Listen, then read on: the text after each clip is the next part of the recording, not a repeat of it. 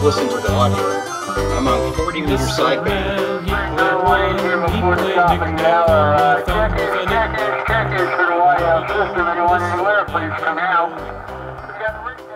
Welcome to another episode of the Hammered Ham.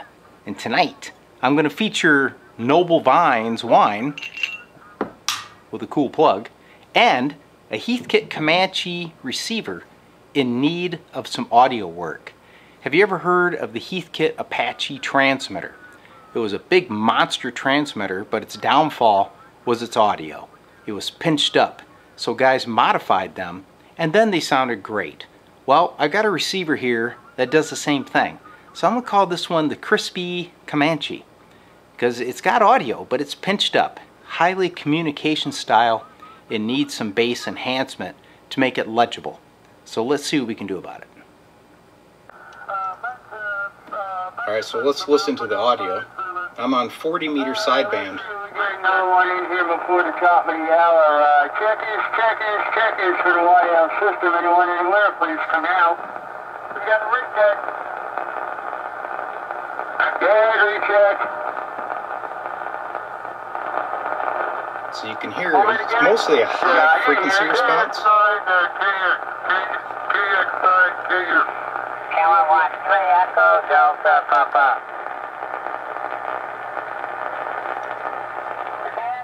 AM reception is just as bad.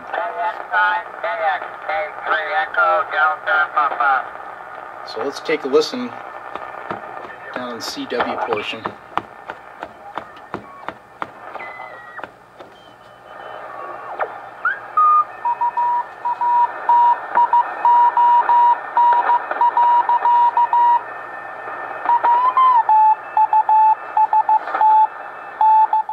See, that's not too bad,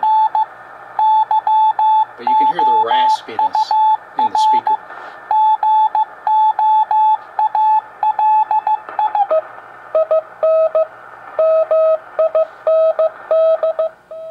So I think to solve this, we could probably remove a couple capacitors and add a couple capacitors.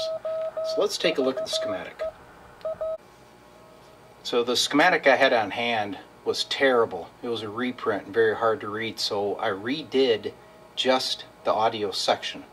So to the left you see the old schematic, and you'll see there's some little small capacitors tied across the audio section, and the signal input capacitor is also a very small value, 0.001 microfarads. Now look over to the right. On the new schematic, I've removed all those little caps that restrict audio, and I opened up the input cap to 0.047, and then the cathode cap off the 6AQ5, I bumped that up to 100 microfarad to give it more bass.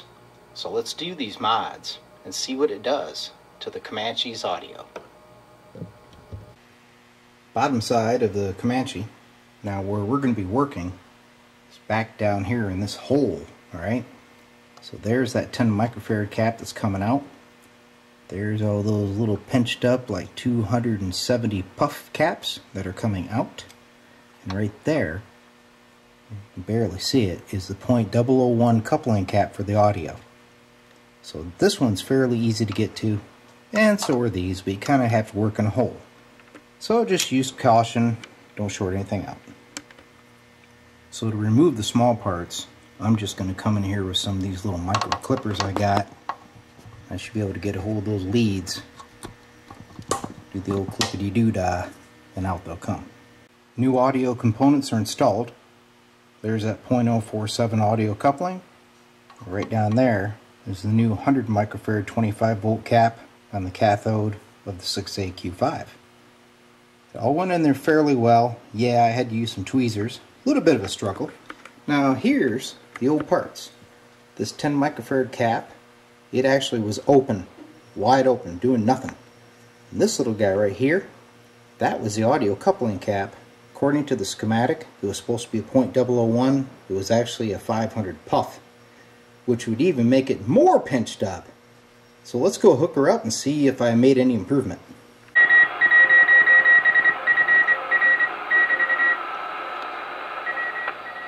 Alright, we're still on CW mode. Let's see if that audio sounds any better.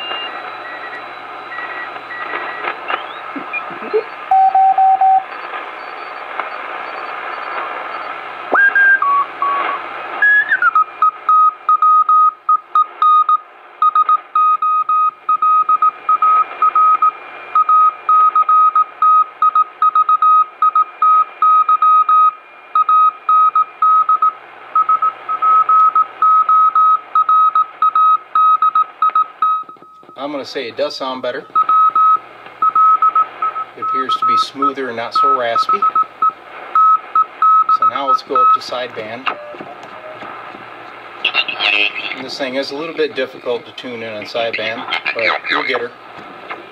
I gotta get online and see who has the best product. I finally got the BFO in the right position. I do compare prices before I run out there and buy something. And see what bill is, and make sure the Amazon price is, you know, a compatible price. But man, I do a lot of shopping with them because it saves me a lot of time. All my vitamins and things like that, it's automatic, you know, through Amazon.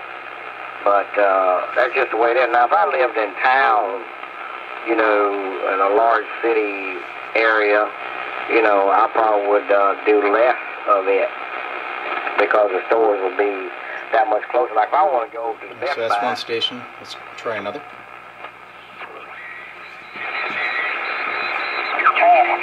that's like brand new Discord. Well, I tell you what, I don't think I would have appreciated it at all. I'm sure you didn't. I hope he had adequate insurance to buy you a replacement aircraft. Well, that was the other stickler. You know, when I found out he was okay, the only injury he got was when he kept blowing sideways. The tree hit the right way and tipped the airplane upside down, and the tree came through the windshield and hit him in the head. So he had a gash in his head. Alright, obvious notable improvement in bass response. Now let's see if we get lucky and find some people on AM.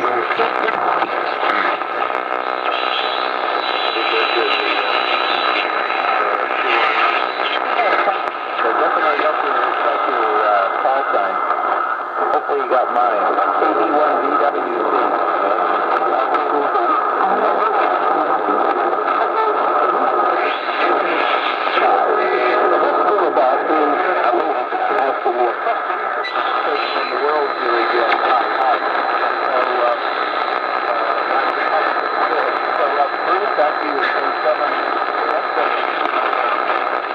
Well, they're there, but they're weak.